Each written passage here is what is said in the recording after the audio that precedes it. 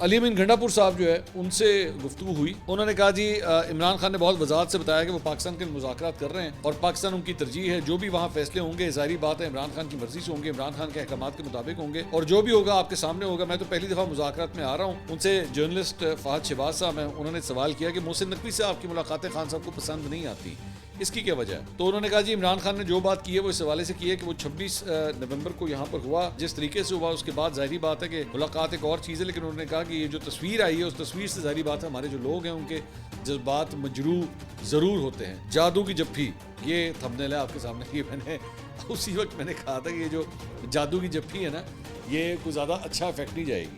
اس کے P T I کے ranks and files میں اس کو زیادہ پسند نہیں کیا جائے گا. خیر وہ اسی کا یہ ذکر کر رہے ہیں. انہوں نے کہا میں چونکہ گورنمنٹ بھی ہوں, گورنمنٹ ہونے کے ساتھ میرے اوپر لا اینڈ آرڈر کے مسائل ہیں. اس پر ظاہری بات ہے کہ وزارت داخلہ کا بھی ایک بہت بڑا کردار ہے, وفاقی حکومت کا ایک کردار ہے, اداروں کا ایک کردار ہے, تو مجھے اس کے لیے بیٹھنا پڑتا ہے. تو خان صاحب کو میرے بیٹھنے پر کوئی اعتراض نہیں ہے. انہوں نے یہ کہا کہ تصویر جو آئی ہے اس تصویر سے ہمارے لوگوں کے جذبات مجروح ہیں.